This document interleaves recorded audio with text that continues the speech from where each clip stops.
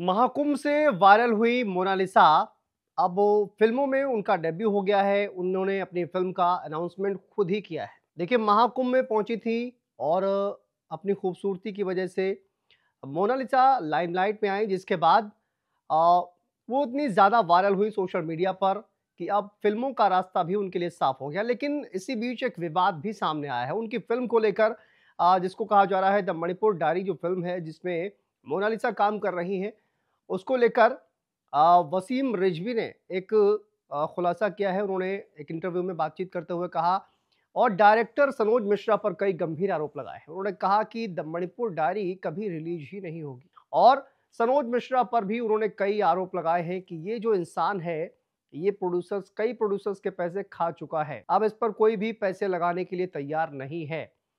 और मोनालिसा के परिवार के जो लोग हैं वो काफ़ी सीधे-साधे हैं, लेकिन वसीम रिजवी ने कहा कि मुझे अफ़सोस है कि वो सनोज मिश्रा जैसे डायरेक्टर जो है वो वहाँ पर पहुँच गए।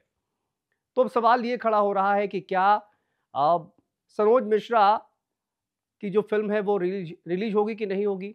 वसीम रिजवी ने तो यहाँ तक कहा कि अभी तक जितनी भी सनोज मिश्रा ने फ़िल्में बनाई हैं, वो एक भी रिलीज़ नहीं हुई हैं। तो ऐसे में मणिपुर डायरी भी रिलीज़ होगी क्या या नहीं होगी, या सिर्फ मोनालिसा की जो लोकप्रियता है उसका फायदा सनोज मिश्रा के द्वारा उठाया जा रहा है?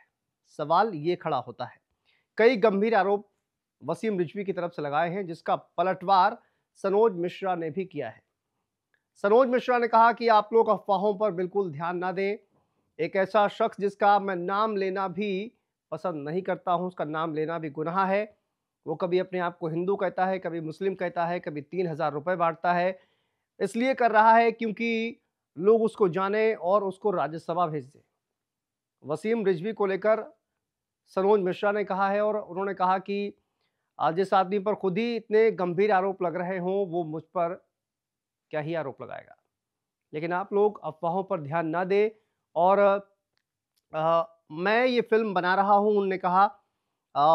जिस तरह से मोनालिसा प्रयागराज पहुँची हुई थी, महाकुंभ पहुँची हुई थी और बेहद गरीब परिवार से है। वो जिस तरह से उन्होंने आपने देखा कि रुद्राक्ष की माला बेचकर वो किसी तरह से अपने परिवार के साथ उनकी मदद कर रही थी। लेकिन वहाँ से काफ़ी ज़्यादा वायरल होने के बाद उनको वापस आना पड़ा। अब वापस आने के बाद सरोज मिश्रा ने कहा कि मुझे लगा कि मैं इस लड़की की कैसे मदद कर सकता हूँ, तो मेरे पास जो ज़रिया था, फ़िल्म, उसी के माध्यम से मैंने इस लड़की की मदद करने की ठानी और ये बात जो है वो कुछ लोगों को अच्छी नहीं लग रही है और इसी वजह से उनके खिलाफ अफ़वाहें फैलाई जा रही हैं। तो एक तरफ वसीम रिजवी की तरफ से सरोज मिश्रा पर आरोप लगाए जा रहे हैं, दूसरी तरफ सरोज मिश्रा ने कहा कि ये सब अफ़वाहें हैं। क्योंकि वसीम रिजवी और सरोज मिश्रा पहले भी एक साथ काम कर चुके हैं। द बंगाल डायरी करके एक मूवी जो है वो बन रही थी, शायद अभी तक पर्दे पर नहीं आई है। उसमें प्रोड्यूसर के तौर पर वसीम रिजवी थे।